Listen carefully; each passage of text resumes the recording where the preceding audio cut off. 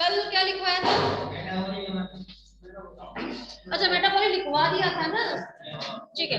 Next heading लिखिएगा पार्श्वपादीय गमन।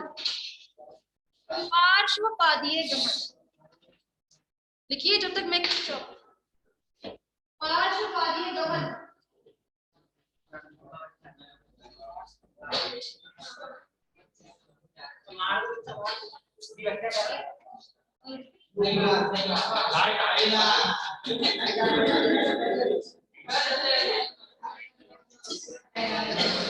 हाँ भाई लिख लिया पार्श्वपादीय गमन, बस आवाज नहीं आ जाएगी।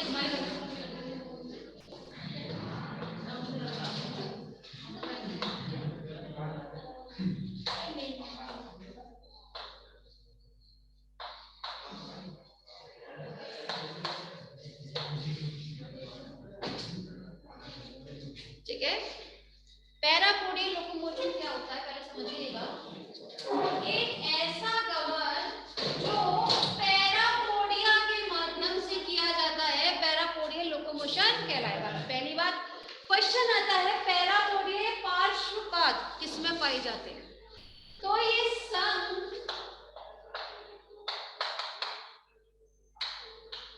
एनीलिडा के वर्ग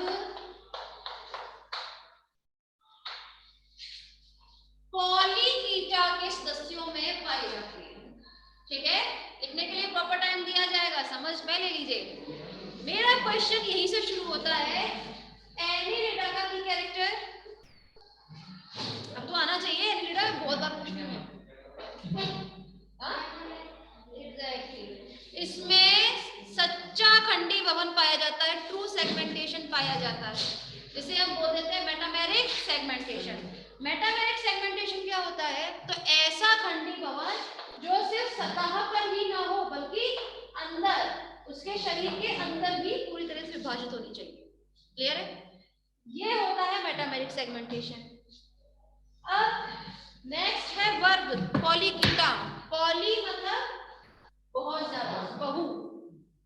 कीटा मतलब इसमें बहुत सारे सीटी प्रेजेंट होते हैं। सीटी क्या होते हैं बता दिया जाएगा। आप लोगों ने नीरिस बनाया है, डायग्राम में बनाया है ना नीरिस, तो नीरिस में आप छोटे छोटे पैर बनाते हैं, या आपने वो देखी होगी सेंटीपीड्स वगैरह मिलीपीड्स से घूमती रहती है, उसमें छोटे छोटे पैर जो दिखते हैं ना आपको, वो सीटी कहलाए जाते हैं। एग्जैक्टली, कांतर जो है ना, हाँ हाँ वो तो उसमें बहुत सारे सीटी पाए जाते हैं, इसीलिए इसको वर्ग पॉलीकीटा के अंतर्गत रखा जाता है। क्लियर है, अब बनेगा पैरापोडिया दिखता कैसे है, चलिए थोड़ा लिख लीजिए दो लाइन, फिर स्ट्रक्चर बनाते हैं इसका। अच्छा लिखिए पहले, संघ एनीलिडा के वर्ग, संघ एनीलिडा के वर्ग पॉलीकीटा के प्राणियों में गमन के लिए विशेष प्रकार के अंगक पाए जाते हैं, जिन्हें प्राणियों में गमन के लिए विशेष अंगक पाए जाते हैं, जिसे पैरापोडिया या पार्श्वपाद कहते हैं। ठीक है, उसके बाद फिर हेडिंग लिख लीजिएगा पार्श्वपाद की संरचना, जिसे पार्श्वपाद कहते हैं, और फिर डायग्राम बनाइएगा।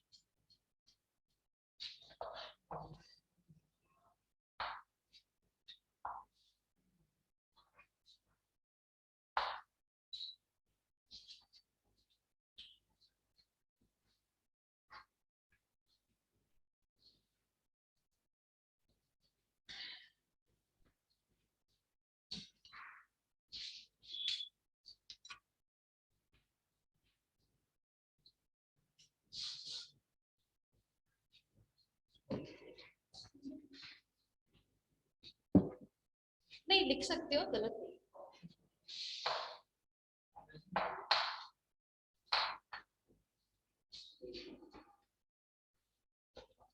ये गलत नहीं होता, बट जैसे माँ बाप लिखते हैं, भाई बहन लिखते हैं, कभी भी माता बाप नहीं लिखते ना, तो वो तरीका होता है लिखने का। तो इंफीरियर का अपोजिट सुपीरियर होता है, डॉर्सल के साथ वेंट्रल चलता है ना, इसीलिए तो लिखने का एक तरीका होता है हमेशा, लिखिएगा।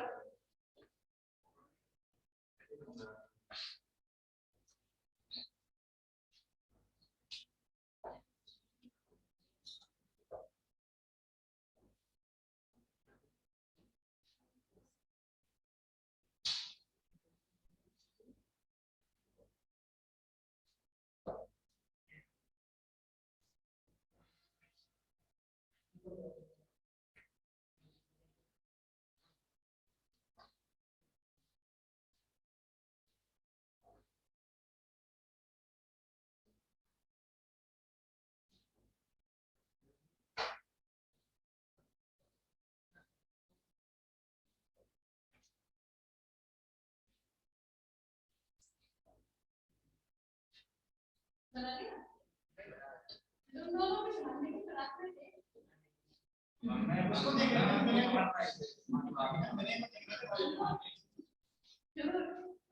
वो तो अचानक इस ध्यान पीछे चला गया।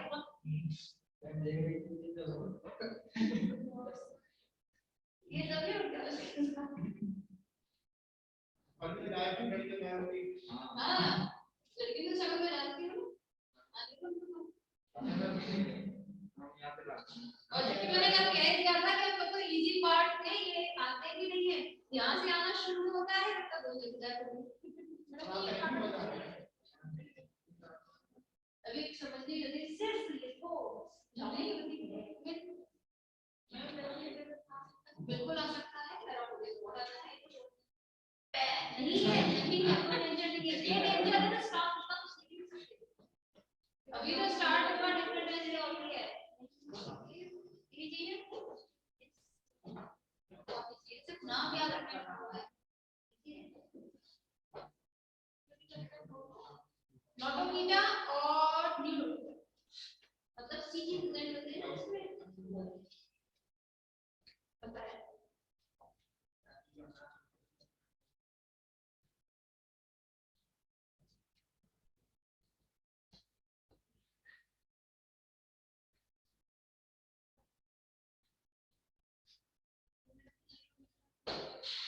न्यूरोकीटा के इंफीरियर लिंगुला, इंफीरियर लिंगुला, लिंगुला को हिंदी में जीभिका बोलते हैं, जीभिका, ठीक है।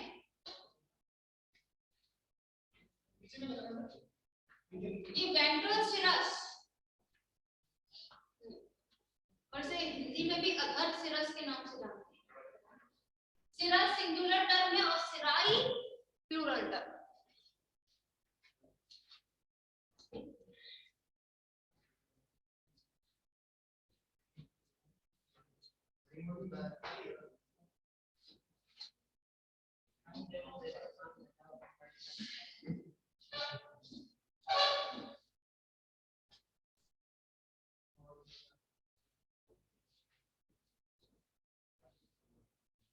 हो गया?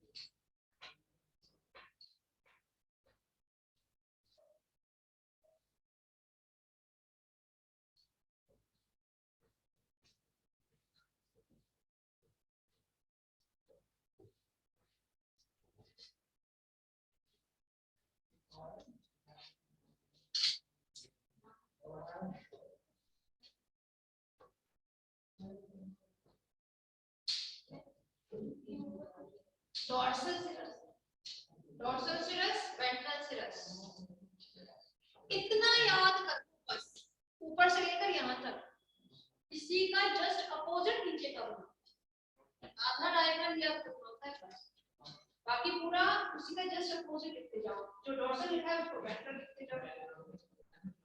कहीं कोई आपको दिक्कत नहीं होगी याद रखने। हो गया ना, शुरू करें। देखिए क्लास, जब हम लोग बात करके चले, आप लोगों को एक बात समझनी है। आपने सबने देखा होगा सेंटीमीटर वगैरह कैसे होते हैं। इसका सबसे आगे का पहला सेगमेंट या पहला खंड जिसको हम बोलते हैं पेरिस्टोमियम, ठीक है। तो पहला तो फर्स्ट खंड और सबसे लास्ट का जो एनल सेगमेंट होता है, ठीक है, गुदीय भाग जो है, इन दोनों भाग को छोड़कर, ठीक है, मतलब पेरिस्टोमियम और एनल सेगमेंट को छोड़कर सभी खंडों में एक एक जोड़ी पैरापोडिया पाई जाती है। समझ में आ रही है? लेकिन स्टार्टिंग के जो दो सेगमेंट होंगे, दो सेगमेंट, उसमें आपका ये डॉर्सल वाला जो आप देख रहे हैं नोटोकॉर्ड, ठीक है, ये इसमें प्रेजेंट नहीं होगा। समझ में आ रही है ना? तो ये नोटोपोडियम जो है वो कभी भी आपकी स्टार्टिंग के जो दो सेगमेंट होंगे उसमें प्रेजेंट नहीं होगा, बाकी सब में आपके दोनों ही सेगमेंट पाए जाएंगे। क्लियर है? क्लियर हो रही चीजें? आपके पैरापोडिया का इतना भाग आपके सेंटीपीड के अंदर की तरफ धंसा हुआ रहता है, इधर ये देख रहे हैं आप, अंदर यहां धंसा हुआ रहेगा। आप लोगों ने कभी फर्स्ट टर्म में सुना होगा सीलोम टर्म, देह गुहा जिसको हिंदी में बोलते हैं, है ना? तो ये इतना पार्ट आपके सीलोम के साथ जाकर अटैच रहता है। एक बात बताइए, मैंने ये मसल लिखा है, एसिक्यूलर मसल है, मसल कहाँ होती है? शरीर के अंदर होती है। समझ में आ रही है? तो इतना भाग जो है वो आपके उस सेंटीपीड, नेरिस जो है, नेरिस में स्टडी करना है आपको इसकी, ठीक है, तो नेरिस के सीलोम के साथ जुड़ी हुई रहती है। क्लियर है? गुड।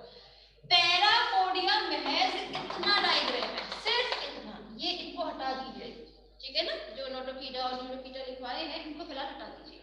तो बाकी का जो आप स्ट्रक्चर देख रहे हैं इसको हम कहते हैं पैरापोडिया, ठीक है।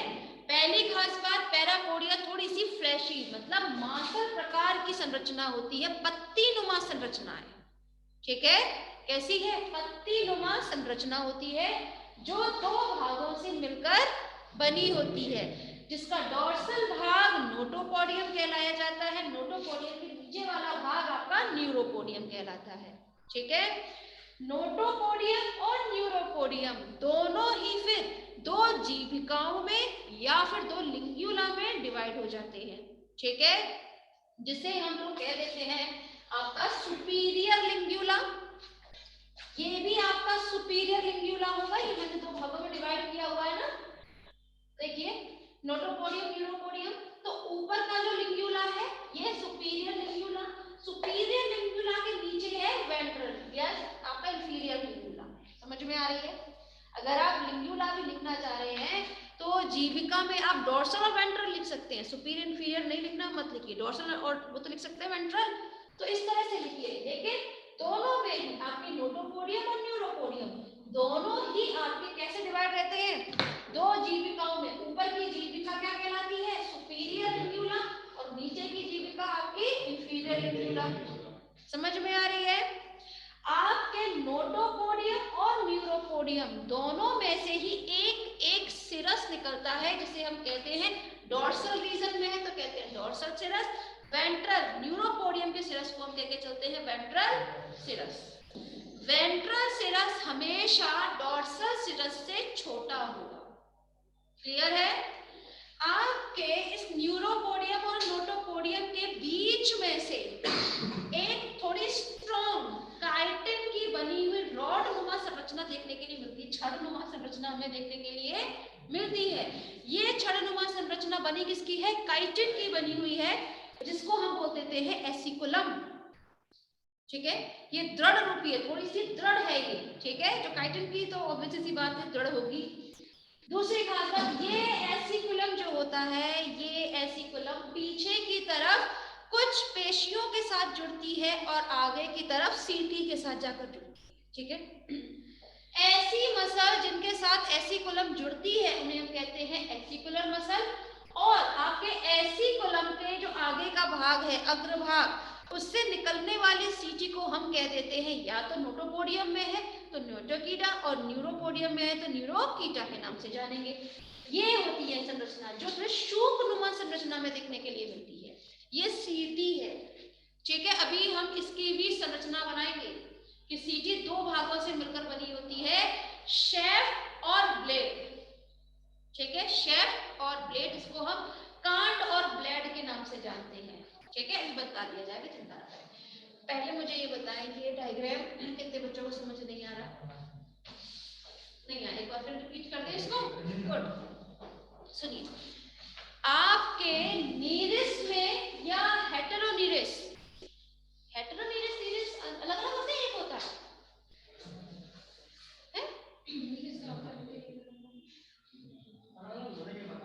अलग अलग होते हैं। क्या होता है, क्या अंतर है अगर दोनों अलग अलग?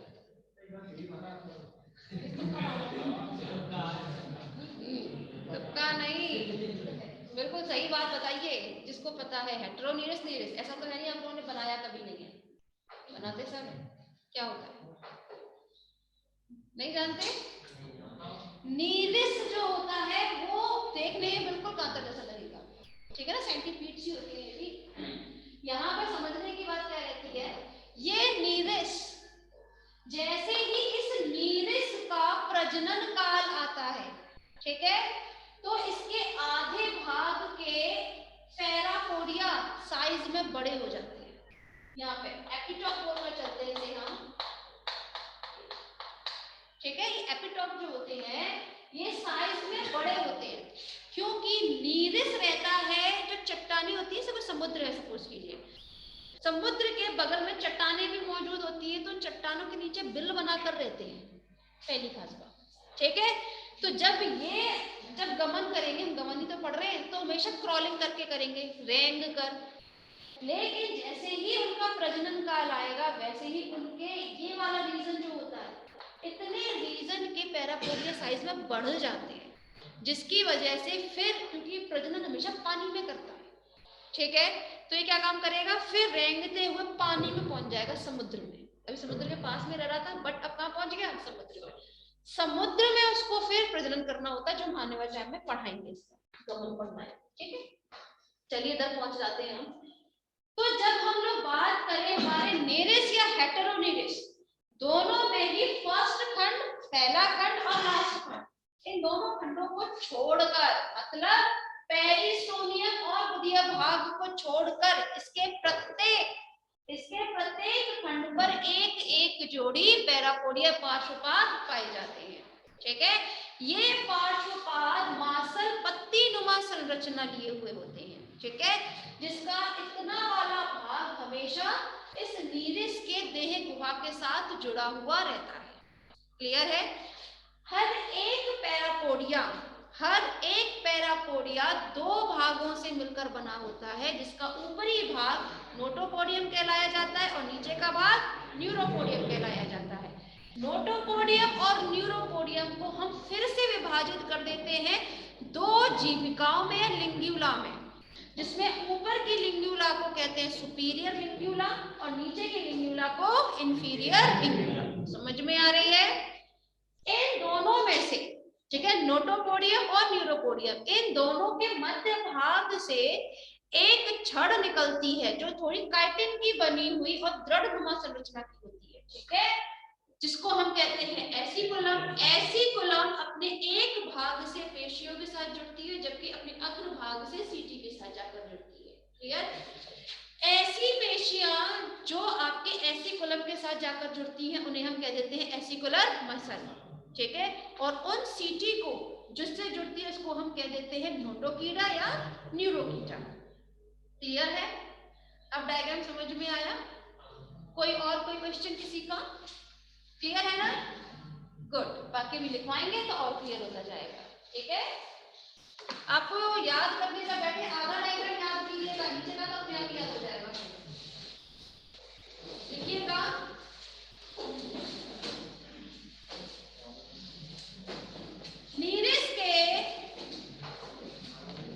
नीरिस के प्रथम खंड, ब्रैकेट में लिखिएगा पेरिस्टोमियम, पेरिस्टोमियम,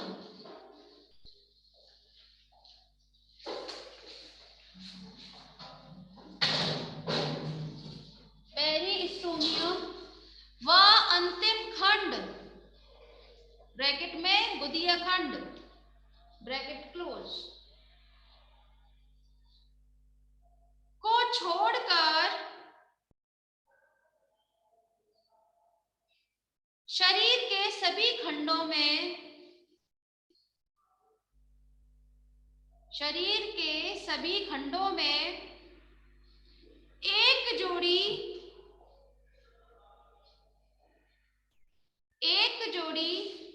प्रति खंड के हिसाब से पार्श्वपाद पाए जाते हैं। एक जोड़ी, ऐसे लिख लीजिए, एक जोड़ी पार्श्वपाद पाए जाती है शॉर्ट में, ठीक है, पार्श्वपाद पाए जाती हैं। पार्श्वपाद चपटी मासल संरचना होती है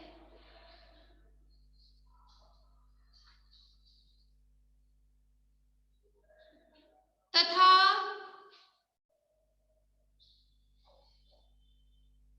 इसकी गुहा देह गुहा के साथ जुड़ी रहती है। Paragraph change. प्रत्येक पार्श्वपाद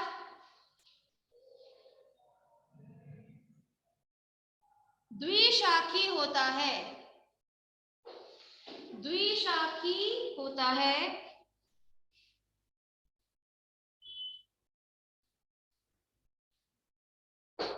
इसमें ऊपर की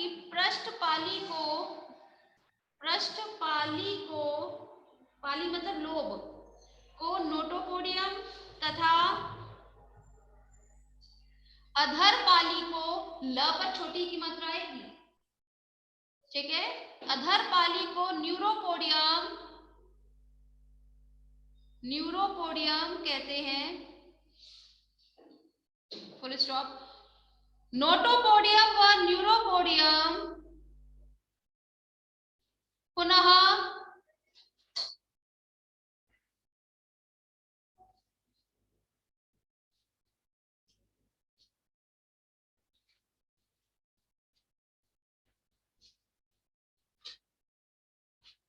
दो जीविकाओं, जीविका मतलब लिंग्यूला, ब्रैकेट में जरूर लिख लीजिएगा, उन्हें तब तक भूल जाएंगे। जीविकाओं ब्रैकेट में लिंग्यूला में विभाजित होते हैं।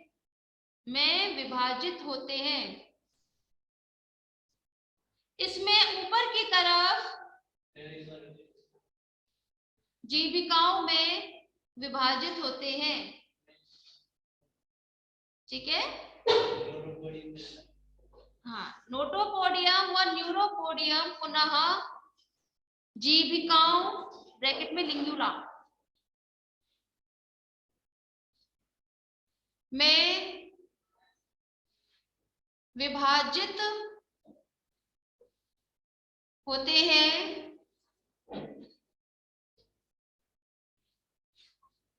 इसमें ऊपर की तरफ स्थित जीविका को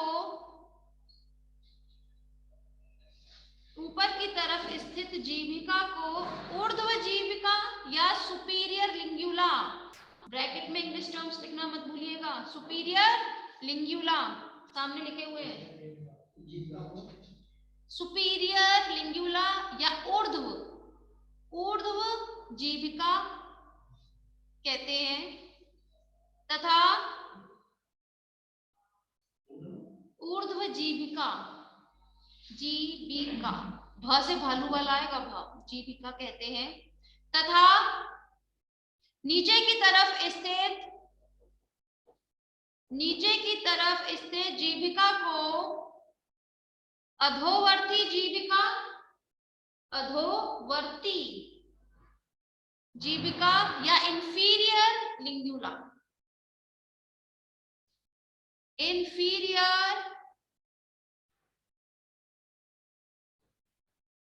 क्या हो गया, लिख लिया, इंफीरियर लिंग्यूला ब्रैकेट क्लोज कहते हैं।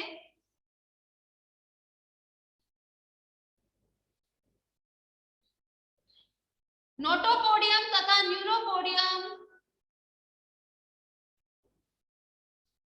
के क्रमशः पृष्ठ एवं अधर क्षेत्र पर एक एक स्पर्शी उपांग निकलते हैं, जिन्हें उपांग निकलते हैं, जिन्हें पृष्ठ सिरस यानी कि डॉर्सल सिरस, हाँ कहाँ रह गए बताओ, कहाँ रह गए, वहां पर तो सेंटेंस बोल दो मैं, जिन्हें क्रमशः पृष्ठ सिरस ब्रैकेट में डॉर्सल सिरस है ना, ब्रैकेट क्लोज, सामने से देख के लिख लिया ना, डॉर्सल सिरस, तथा अधर सिरस और ब्रैकेट में वेंट्रल सिरस कहते हैं।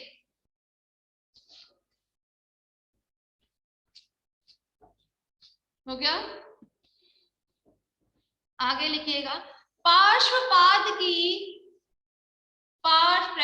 लिख लीजिए, पार्श्वपाद की प्रत्येक पाली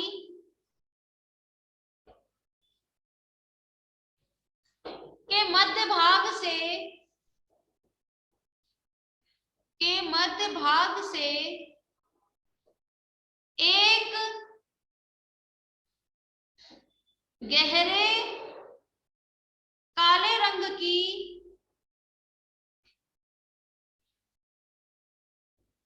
कठोर काइटिन से बनी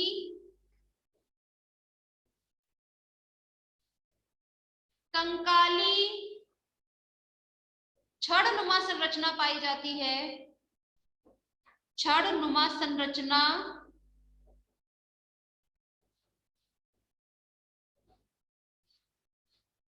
पाई जाती है, जिसे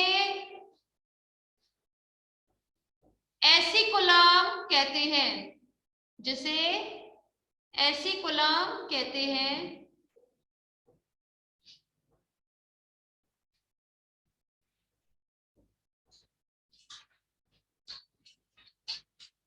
एसिकुलम का एक सिरा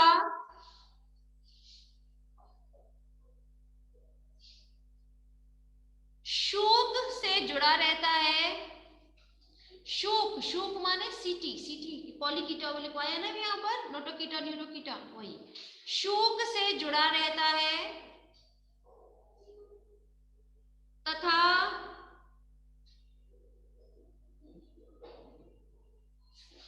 एसिकुलम का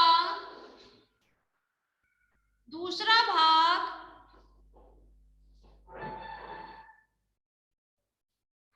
शूकीय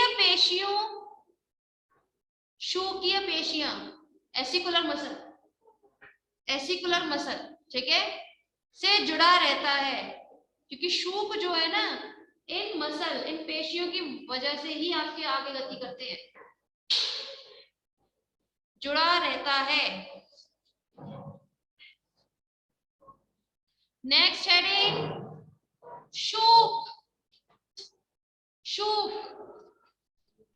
शूक माने सीटी, ये जो यहाँ बनाई है ना सीटी, ये सीटी कितने प्रकार की होती है, तो जनरली 3 प्रकार की होती है सीटी, लेकिन नीरिस में सिर्फ 2 ही प्रकार की पाई जाएगी।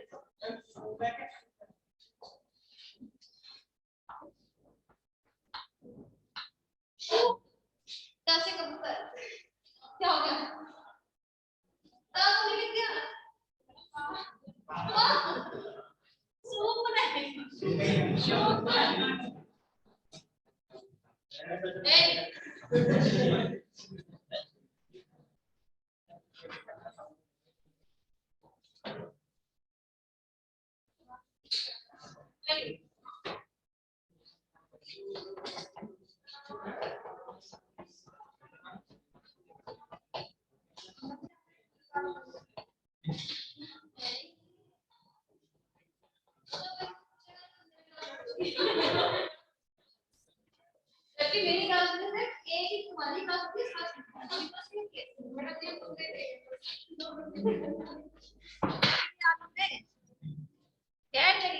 पहले बना लीजिए डायग्राम। आई नो, इसीलिए मैं भी सिर्फ डायग्राम ही बना रही हूँ। मुझे पता है आपके पास टाइम नहीं है ना।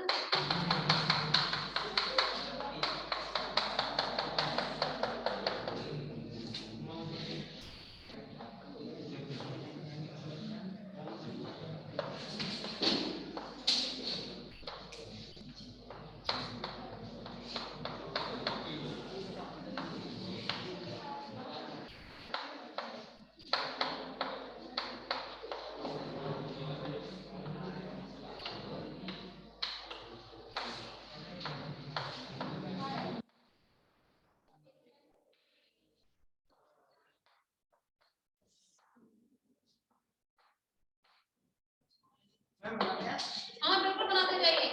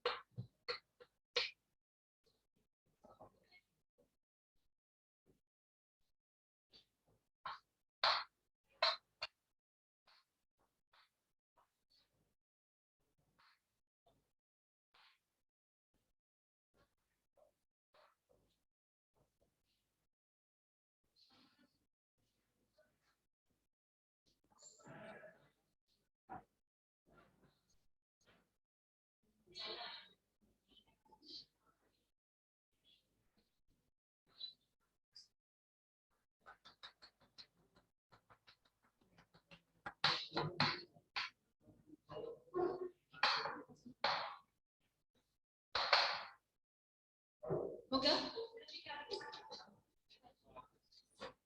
ये शेफ और ग्रेड ही पाए जाते हैं सब में, ठीक है? 3 प्रकार के शू का आपको पढ़ाई जाएगी।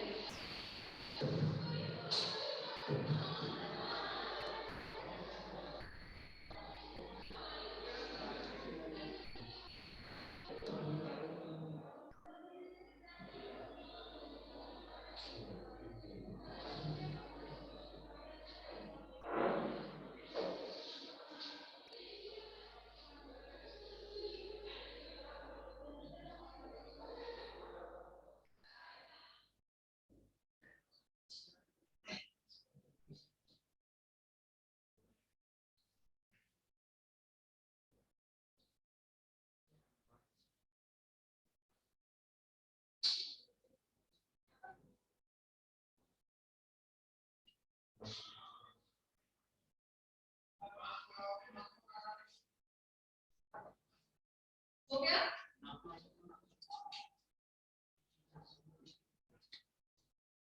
ठीक है बस।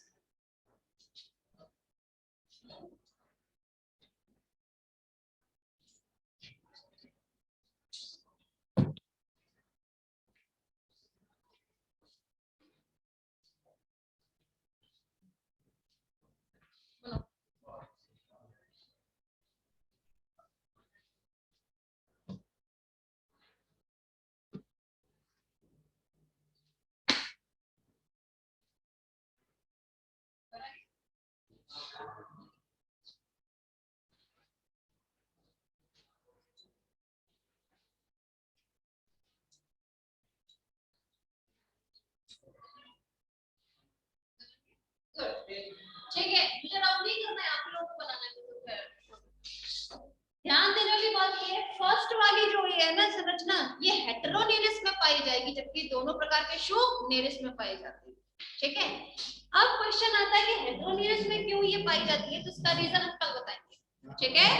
इतना याद रखिएगा, बाकी आज के लिए इतना ही है, बाकी